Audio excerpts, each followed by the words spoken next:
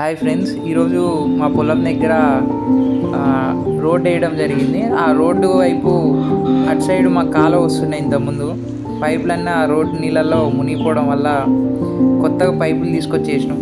ఆ పైపులు వేసిన తర్వాత గాడి తీసి అంత కష్టపడి వేసిన తర్వాత ఒక పైపు వేయడం కుదరలేదు, తక్కువైంది.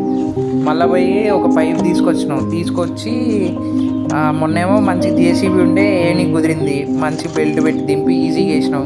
ఈరోజేమో కొంచెం కష్టపడి మేమే మా డాడీ కలిసి కష్టపడి వేసారు.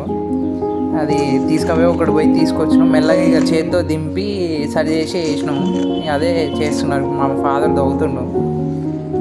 అగో చూశారుగా, అదే పైప్ లైను తీసుకొచ్చినాం. దాన్ని మెల్లగా చాలా లోతుగా ఉండే, కిందకుండే, మెల్లగా కష్టపడి ఎట్లో గట్లా దించినాం.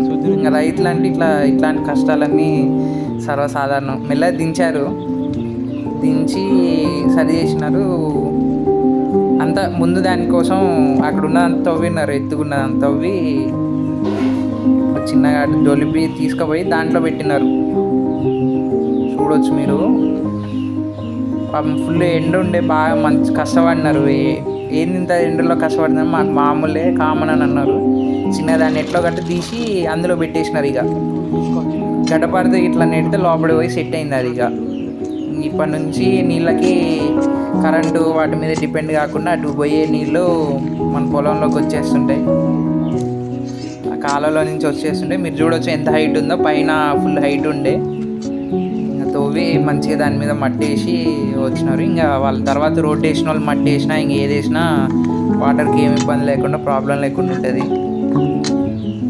దీనికోసం మా డాడీ బాగానే ఫుల్ కష్టపడారు. ఇక తరతరాలు ఎప్పటికీ ఒకసారి నీళ్ళు ఒకసారి ఆ పైప్ లైన్ వేసి నీళ్ళకి డోకా ఉండదు. అసలు మనకు డబ్బులు కావాలన్నా ఎవరినన్నా ఊళ్ళో బదులు తెచ్చుకొని అడుక్కొని వేసుకోవచ్చు, కానీ నీళ్ళు కావాలంటే కష్టం. నీళ్ళు తీయలేము. పంట పొలానికి నీళ్ళు చాలా ఇంపార్టెంట్.